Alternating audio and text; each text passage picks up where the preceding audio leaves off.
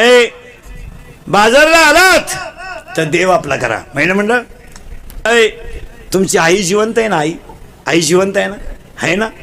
आई जिवंत आहे ना तुमची? आहे ना? तिला कधी भेटायला जा.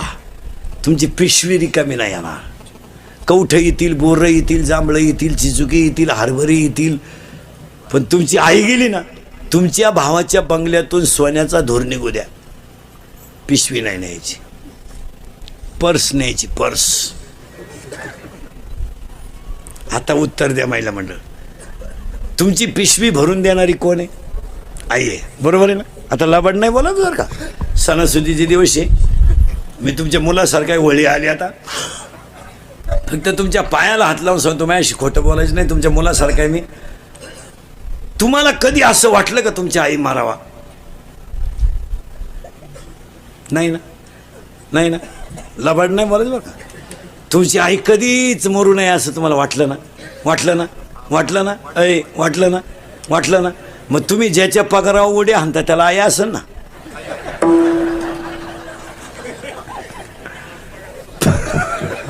म्हणजे त्याची उलथावान तू ही जागावा. देव लय भारी आयडिया करतो, त्याची ठुतो.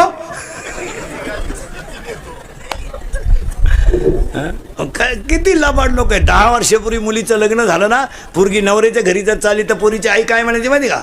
जबाबदारी आमची संपली, तू तुझा संसार, कष्ट करायचे, तक्रार आल्यावर जर तक्रार आली तर थोबाड फोडून टाकीन, आई म्हणायची. आता या 2-4 वर्षापासून आई काय सांगते माहिती का पोरीला? एखादा महिना पाय, सगळ्यांचा अंदाज घे, नाही तर पाहुणा इकडे घेऊन ये, त्याला आपण टपरी टाकून देऊ. पा दरिद्री 50% पोरींच्या संसाराचं वाटोळं तिच्या आईनं केलं.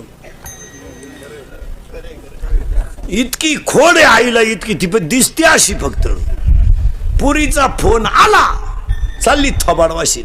तुला काम नाही काय तिकडे? कांद्यातलं गाबाळ का मर ना, का दुसरीची घरं बिगडी ती? ऐ ऐ जर आजपासून पुरीच्या घरी डोकं लावलं, तू कशावरही लिहून ठेव, आज वर्षानं तुझं श्राद्ध येणार. कशावर लिहि,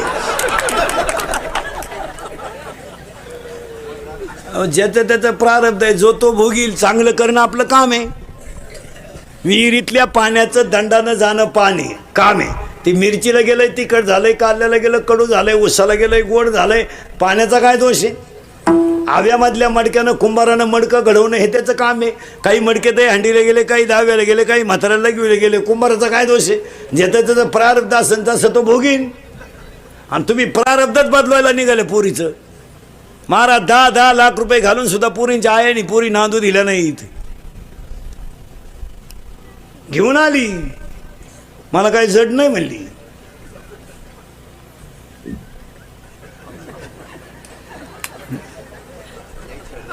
जड नाही तुला कळलं ना? तिने सुना आल्या, मग आली आमच्याकडं तुळशीवाली.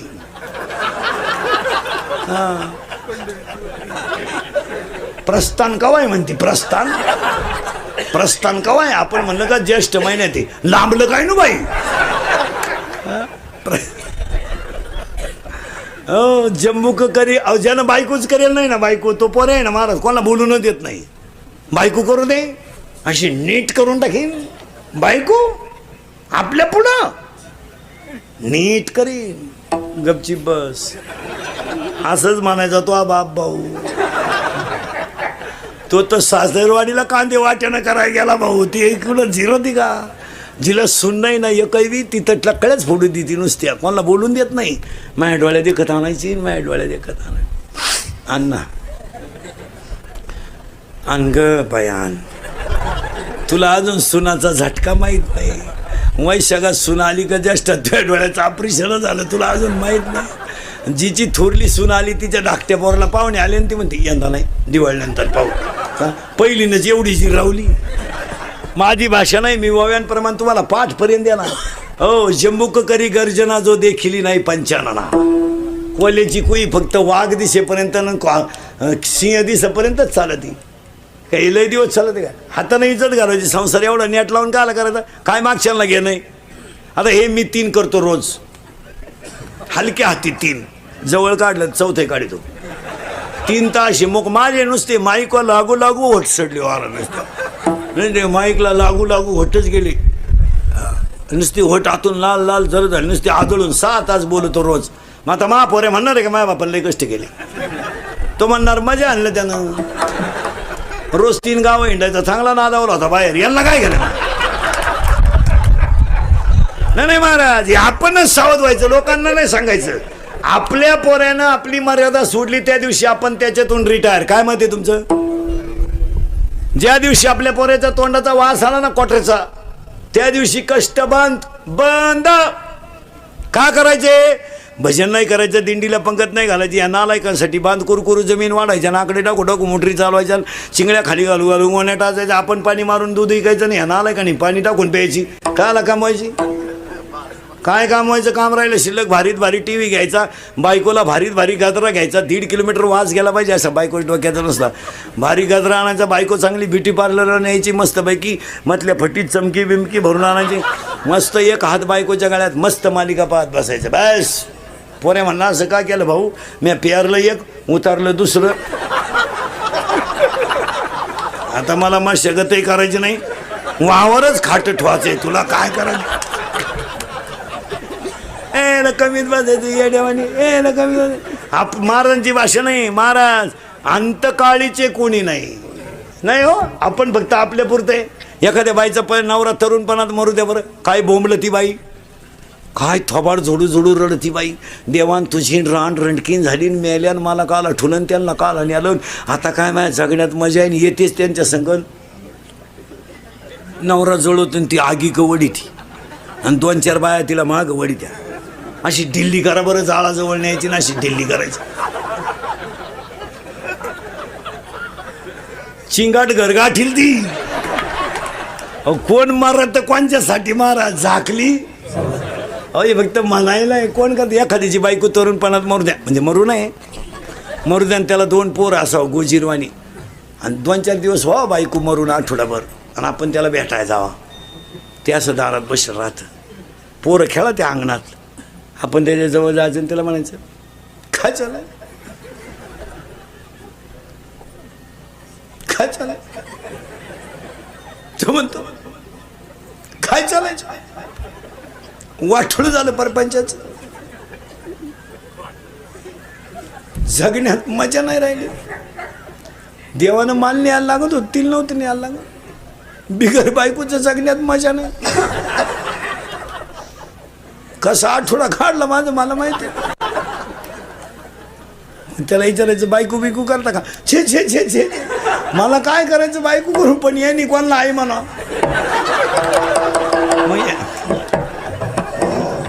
मग यांची आई त्याची मावशी होईल कारण लबाड जनता आहे महाराज. लबाड लोक आहे हो. फॉर्म भरायला अख्खं गाव प्रचाराला अख्खं गाव उमेदवार पडला एकटाच घरी आलो कार्यकर्तेच गायब. कार्यकर्ते दुसऱ्याचा गुलाल उधळून मोकळे कष्टाचं चीज झालं मुतले तिकडं. महाराज जी मंडळी गाथाटा काय पाण्यात होती तीच मंडळी वैकुंठ गमनाला होती आणि जी खापर देऊ नका म्हणत होती तीच समाधीला रडायला होती. काय बोलायचं महाराज तेच मोठ्यानं रडत होते ज्यांनी खापर द्यायची बंद केली. काय बोलायचं महाराज म्हशीच्या हेडग्याची तुलना लोकांनी ज्ञानोबाला शिकली हो. अहो समाज फक्त खिस्सा गरम आहे तवरच आहे. भुईमुगाच्या शेंगात दान आहे तर त्याचा मुक्काम पोते ती दाना निघून गेलो त्याचा मुक्काम चुली ती. 20 वर्ष आपण पोरगी सांभाळली पोरगी नवऱ्याच्या घरी जाताना रडत सुद्धा नाही सनाट निघती फुलाच्या गाडी उलटी बापाला अशी हात करते असेच हप्ते पेडा तर दुसरा हप्ता घेऊन येते. काय का आलंय हो बारीक अभ्यास करणं महाराज काही नाही महाराज. गाथ्यातलं एक एक वाक्य अनुभवाचं आहे. तुमचं काय मत आहे. तुकोबारायच्या जीवनात जेवढे अनुभव आले ना तेवढे बिचाऱ्यांनी जसेच्या तसे जगासाठी लिहून ठेवले. 42 वर्षात तुकाराम महाराज म्हणजे कधी रडलो नाही पण जेव्हा गावातल्या लोकांकडे भिकच मागायची माझी पंचायत झाली तेव्हा बाकी डोळ्यात पाणी यायला लागलं. कोपला पाटील गावचे हे आता काय बोलायचंय महाराज. तुकोबारायसारखे 400 एकर जमीन दान केली ती तुकोबाराय लोकांना. काय वाईट दिवस आणले महाराज लोकांनी. काय विचारायचंय महाराज. बायको गेली पोरग गेला अन्न पाण्या वाचून पोरग गेलो रडले नाही कधी, पण 42 वर्षाच्या इतिहासात कधी डोळ्यात पाणी नाही आलं. पण ज्या दिवशी खडकावर बसून भजन केलं, गाथा जेव्हा पाण्यावर तरला आणि देव जेव्हा पाण्यात उभे राहिले तेव्हा तुकोबाराय रडले. काय बोलायचं, प्रार्थनाच केली देवाकडे, श्री अनंता. काय बोलायचं महाराज, काय अभंग तुकोबारायला नेऊन ठेवले. बस नको देवा, आता मी अवगुणी अन्यायी, मला यांच्यात राहायचं नाही रे बाबा. मी 42 वर्ष राहिलो, माझं मला माहिती. आता पाणी आलं डोळ्यातून आणि अभंगाची ओळ बाहेर पडली. आता दिसून हे जना ऐसे करीना. काय महाराज भाषा आहे संतांची. मला राहायचं नाही, यांच्यात राहू नये, काही उपयोग नाही. अहो माया बायकोलाच माझ्या संग यायचं नाही तर जगाचं काय घेऊन बसलं. माझी स्वतःची पत्नी सुद्धा माझ्याबरोबर वैकुंठाला यायला, गल्लीतल्या लोकांना आरुळी देऊन सांगितलं, अरे तुम्हाला देव न्यायला आलाय, तुम्ही चला. लोक म्हणली तुला नाही काम, तू हिंड. काय बोलायचंय मला. पण शेवटी एक ध्यानात ठेवा, जोपर्यंत चंद्र सूर्य आहे तोपर्यंत माणसाला गाथा तारणार एवढं निश्चित. गाथ्यातला एक शब्द पाठ करा फक्त, काहीच नका करू. एक शब्द पाठ करा, करण्यासाठी कमावता तुम्ही. काय नाही फायदा महाराज, काही नाही. शेरपंजरी भीष्म पडला, कोणी सोडवला नाही महाराज. दशरथ पुत्र शोकाने मेला, त्याचा पोऱ्या देव होता, कोणी सोडवला नाही. पण बायको पळवणारा देवासमोर मेला, ह्याच्यापेक्षा काय कौतुक असावं महाराज. देवाची बायको पळवणारा रावण पण देवासमोर मेला, आणि देवाचा बाप बिन पाण्याचा पुत्र शोकाने मेला. काय तर रावणाचा अभ्यास आहे, पोथ्या वाचणार आणि उरफाटा केला महाराज. काय लोकांनी नुसतं सांगितलं सीता पळवली, असं बरळू नका काही. कीर्तनकारांनी ध्यानात ठेवायचं, कीर्तनकार सीता रावणाने पळवली हे कधी लोकांना सांगू नका. पण रावणानं आईसाठी आत्मलिंग आणलं हे कोणाला सांगितल्याशिवाय रावणानं 3 वेळा सांगा. रावणानं आईसारखा विद्वान माणूस होता तो, जगातला पहिला भक्त आहे. शंकर